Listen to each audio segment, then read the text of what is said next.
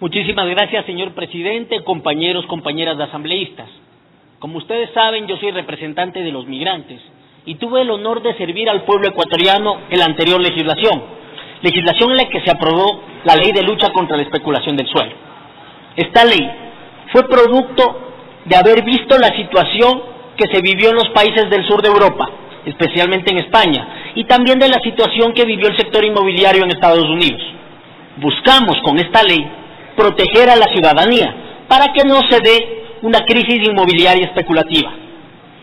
Con dolor pude ver como un conjunto de familias en Europa, y especialmente nuestros migrantes ecuatorianos, fueron afectados por esta crisis, producto de una banca usurera que dañó la vida a cientos de miles de compatriotas.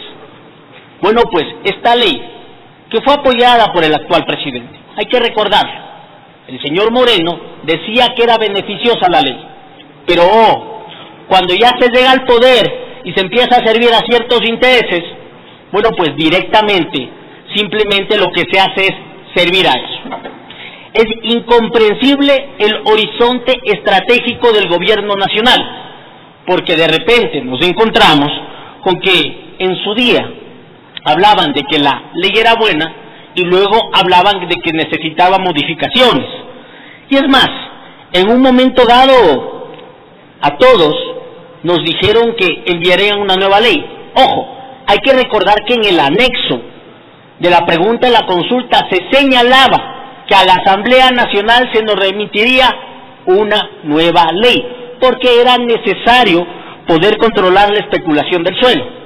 Así, la antigua legisladora, la actual ministra de Justicia, en medios de comunicación, reiteró que iban a mandar un nuevo proyecto de ley por la necesidad de evitar la especulación. Posteriormente, el ministro de Vivienda la contradijo. La verdad es que ecuatorianos y ecuatorianas nos engañaron. Le engañaron a la gente que votó a favor, pero que esperaba un nuevo proyecto de ley para poder regular la especulación. Y en este sentido, quiero que por favor se proyecte un video que así lo señala.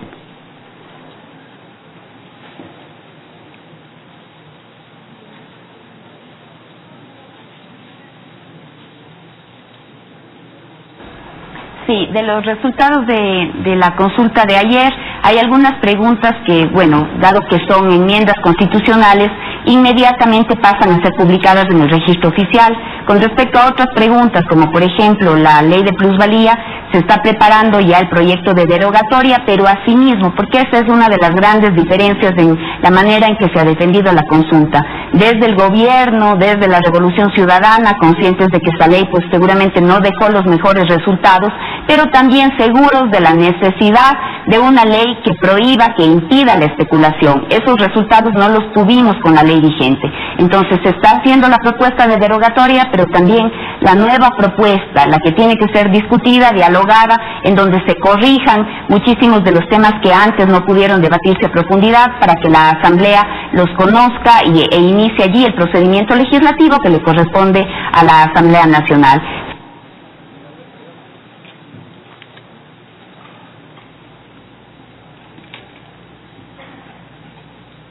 Como podrán ver en las imágenes, lo que nos encontramos es una clara contradicción del gobierno nacional, el cual simplemente termina sembrando de incertidumbre al sector de la construcción. Pero, aparte de eso, lo inexplicable de todo esto es que se termina afectando al plan Casa para Todos. Cada día más es inalcanzable las 325,000 viviendas que prometió el gobierno nacional a los ecuatorianos y ecuatorianas. Porque señores, señoras, ecuatorianos que nos están mirando, las casas se tienen que construir en algún lado, en algún terreno. Y no sirve el argumento de que van a pactar o van a coordinar con los municipios, porque no en todos los sitios hay terrenos municipales. Simplemente lo que terminan es afectando a la ciudadanía, a los más pobres, que serían los beneficiarios de esa vivienda. ¿Por qué? Porque por un lado los terrenos subirían de precio, y para poder acceder a esos terrenos tendrían que construirse en sitios lejanos, lo que al final termina afectando a la ciudadanía, por los propios costos de transporte. Finalmente, compañeros, la Constitución funciona como un mecanismo unitario, no como un mecanismo individual. Por un lado, quienes defienden la derogatoria, bueno, pues están defendiendo la propiedad privada, muy bien, es un derecho constitucional establecido, pero por otro lado se están olvidando claramente del artículo 376 de la Constitución de la República, el cual señala que no se pueden obtener beneficios de las prácticas especulativas de la tierra, el cual lo que busca es simplemente garantizar el acceso a la vivienda. Anteriormente un asambleísta me hablaba del déficit habitacional. Vean, por favor, es que el déficit habitacional se soluciona construyendo casas, no especulando con los terrenos y con las viviendas. Se les olvida también que tiene que haber coherencia y coordinación en el resto de la normativa con la propia Constitución. Hay que prevalecer derechos, y en este sentido, antes que el beneficio máximo, se buscó que haya equilibrio con la naturaleza, con el hábitat.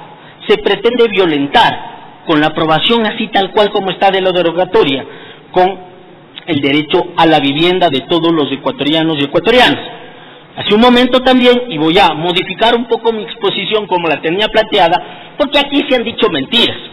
Por un lado, se mencionó a su santidad el Papa Francisco, señalando, indicando que en esas fechas se realizó el anuncio, el cual terminó afectando al sector de la construcción sobre la posible aprobación de la ley. Bueno, quienes pueden ver el gráfico podrán ver que por un lado, el sector de la construcción ya venía con dificultades en el primer trimestre del 2014, pero que por otro lado, cuando se anuncia la ley, la venida del Papa, el sector de la construcción ya había caído, y es más, en ese momento tiene lo que se conoce en economía como un trazo horizontal. Deja de caer, pero no crece tampoco. Y finalmente, en diciembre del 2016 fue aprobada la ley de lucha contra la especulación del suelo. Señores, señoras, es falso que la ley fue lo que afectó al sector de la construcción. Desgraciadamente, el sector de la construcción ya tenía dificultades, pero no solo eso. Para alarmar, para afectar a la ciudadanía, hablaron de una bajada de precio. ¿Dónde han bajado los precios de las viviendas? Porque que me avisen, porque creo que hay un montón de ecuatorianos que quieren comprarse casas, que quieren tener su vivienda, para su familia, no para especular, no para hacer el negociado. Resulta que aquí se ha dicho que han bajado el precio de las viviendas. Que me saquen una única estadística donde haya bajado el precio de la vivienda. Demostrado está que desgraciadamente el sector de la construcción ya tenía dificultades.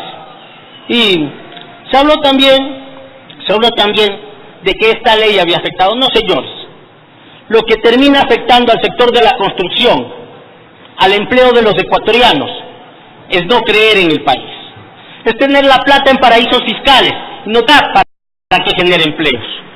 Lo que termina afectando al país es que simplemente se van a hacer negocios fuera cuando deberían de hacer negocios aquí en el Ecuador. Y sí, pagando también tributos que se deben de pagar. También se habló de que no se reconoce la minusvalía. Por favor, pues, léanse la ley de lucha contra la especulación del suelo. Un minuto. En la ley se establecía claramente que se reconocía la afectación a las personas que son perjudicadas. Miren, compañeros, compañeras asambleístas, ya están cometiendo una inconstitucionalidad, pero no cometan torpeza, por lo menos mantengan las disposiciones reformatorias, en las cuales, por ejemplo, se estableció el sistema para poder calcular el anticipo al impuesto sobre la renta, en la disposición reformatoria tercera. Porque, señores, señoras, simplemente aquí lo que va a pasar es que el Servicio de Rentas Internas no va a poder cobrar el anticipo del impuesto sobre la renta. Se va a ir preso el máximo delegado del Servicio de Rentas Internas. Afecta también a las inversiones mineras legales. Asambleísta Donoso propuso esto en la anterior legislatura y aprobamos. porque eso sí afectaría al empleo. Recordemos la disposición reformatoria primera del artículo 165 de la Ley Reformatoria de Equidad Tributaria. Afecta a los ciudadanos que son perjudicados por obras públicas. Afecta a los municipios, porque a los municipios se les obligaba también, y aquí hay exalcaldes, se les obligaba a que tengan que establecer y actualizar el catastro. Recordarles que afecta a los más pobres de la patria, por una sencilla razón: lo que se recaudaba con la ley de lucha contra la especulación del suelo, bueno, pues se destinaba a servicios básicos, iba a los municipios. Eliminando esta normativa, lo que se hace es que simplemente esos servicios básicos no se den, no haya recursos. Ha concluido el tiempo. Finalmente, si me permite una última afectación, finalmente se ha hablado del porcentaje, del 75%, pero era la ganancia extraordinaria. En tasa efectiva terminaba siendo entre el 5 y el 15%, y se va a volver a lo que se establece en el COTAC, que es un 10% a la plusvalía. Finalmente se cobra, y a gran parte de la población se le terminaría cobrando más. Muchas gracias, presidente.